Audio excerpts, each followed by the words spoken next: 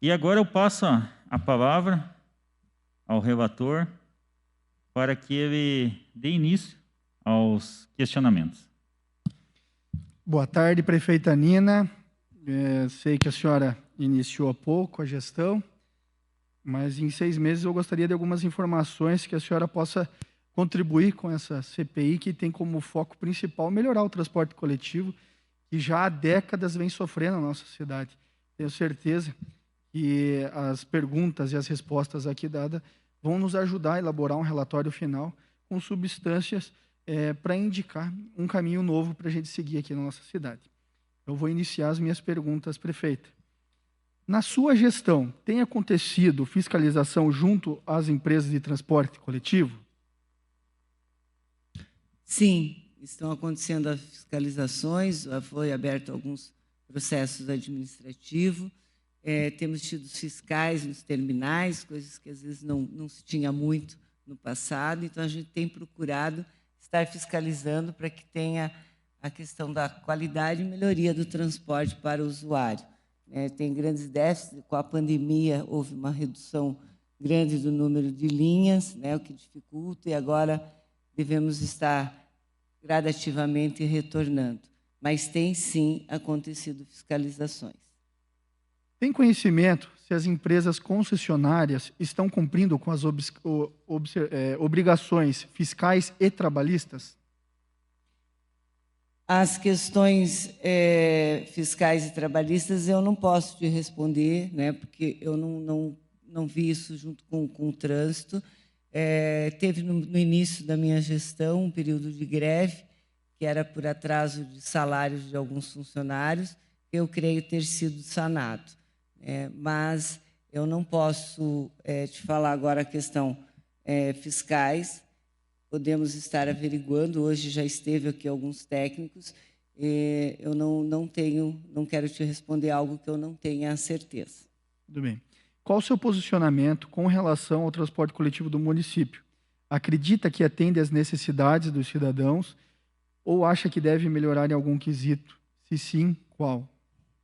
Nosso município tem uma grande extensão, são 940 quilômetros quadrados, tem linhas que são quase 60, tem linhas de mais de 60 quilômetros, então a gente tem algumas dificuldades nessas linhas mais distantes. O transporte do nosso município, como na maioria dos municípios do país, tem tido grandes problemas de qualidade e de atendimento ao que o usuário realmente necessita.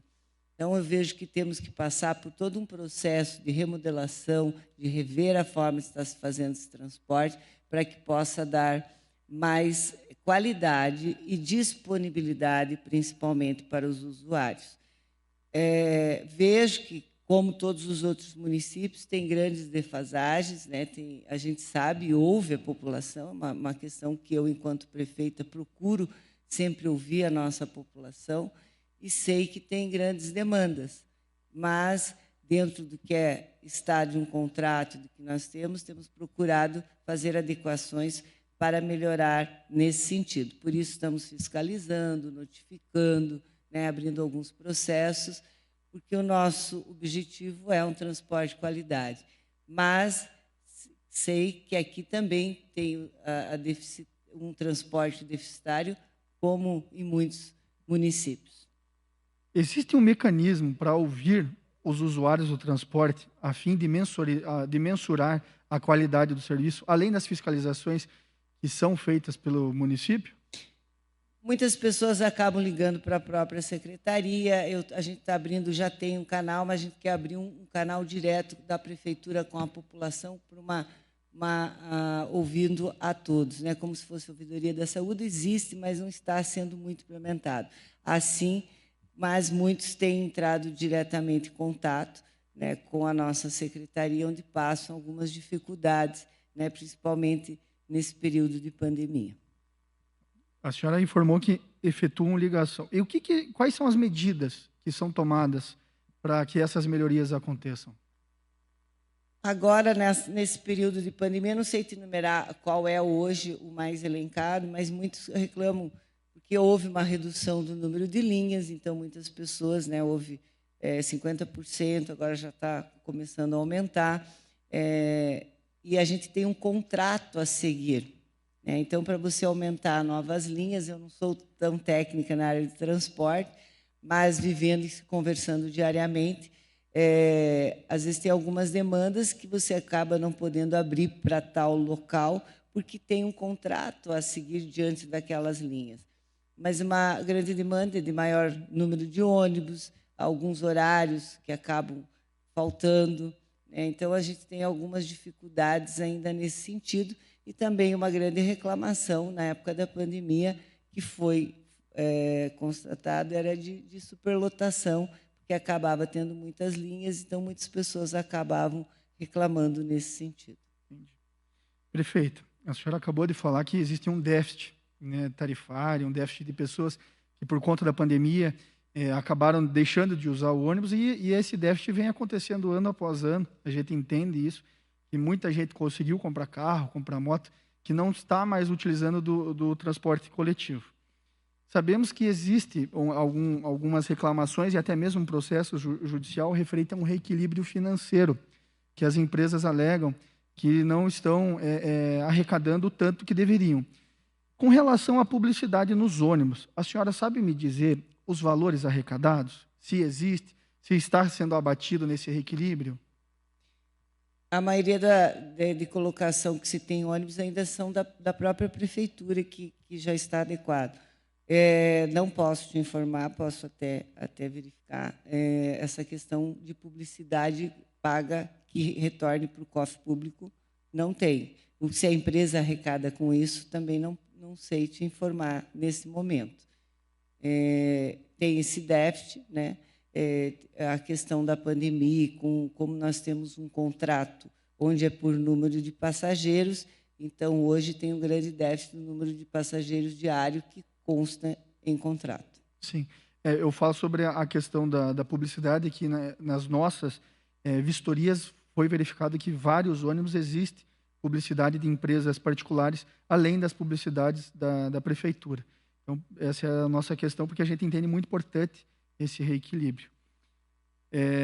A gente entende que o serviço público de transporte coletivo é essencial para uma sociedade viver numa harmonia. E as empresas precisam ter suas contas saudáveis, que, infelizmente, ao que nos consta até o presente momento, elas não têm. A prefeitura, existe algum projeto, algum estudo por parte da prefeita para que, então, gere-se receita ou se consiga um subsídio, já que existe, ou supostamente exista, um déficit na questão de usuários e a questão para pagar as passagens e transformar as linhas saudáveis, que ela consiga se pagar? Hoje não tem subsídio da prefeitura. Tem uma ação judicial correndo por parte de uma das empresas para busca desse reequilíbrio. Diante da divergência de valores entre prefeitura e a empresa, judicialmente foi colocado uma questão de um perito.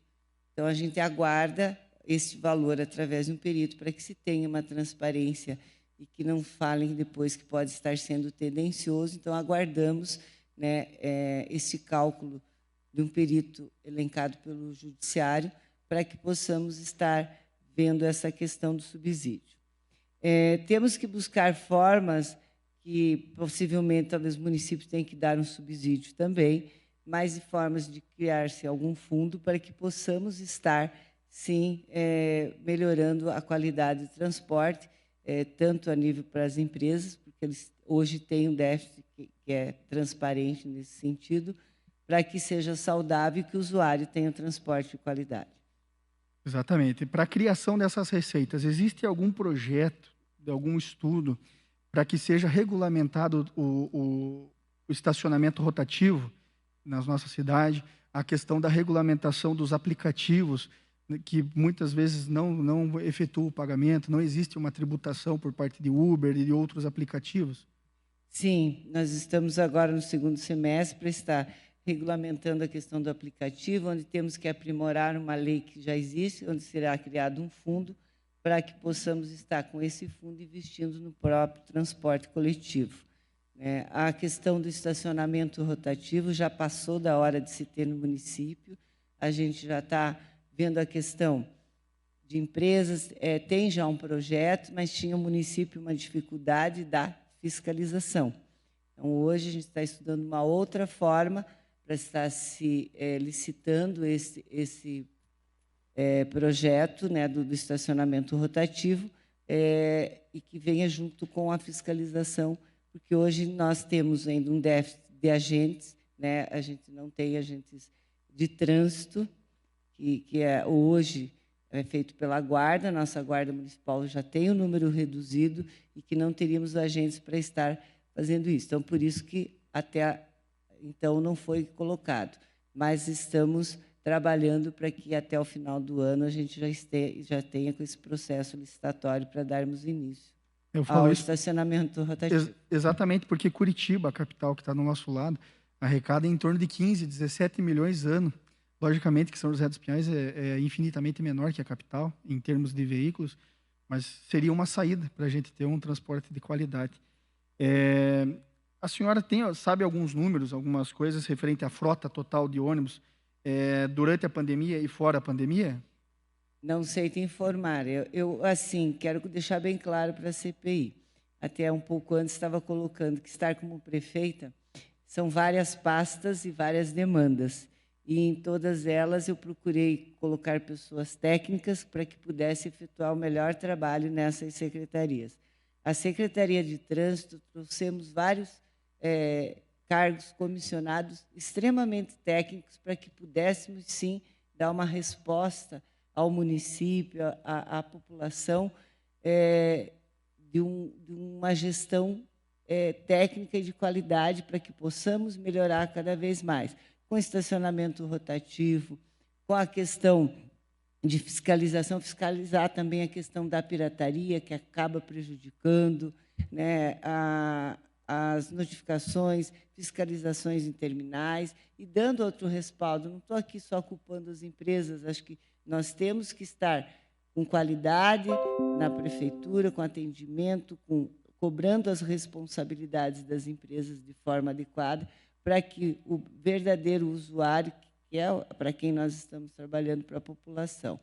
Então, eu te passo isso, porque muitas coisas que você está me passando, às vezes eu não tenho esta resposta de imediato, mas tenho a certeza que aquela equipe que ali foi colocada é uma das equipes que mais tem trabalhado para que possamos ter um transporte saudável, né? Nós estamos, tem algumas situações, vai ter que se fazer alguns pits, linhas longas. Hoje nós temos passagem em bairro que custa R$2, né, para que se desenvolva o foco do desenvolvimento regional. É um município muito grande, 940 quilômetros.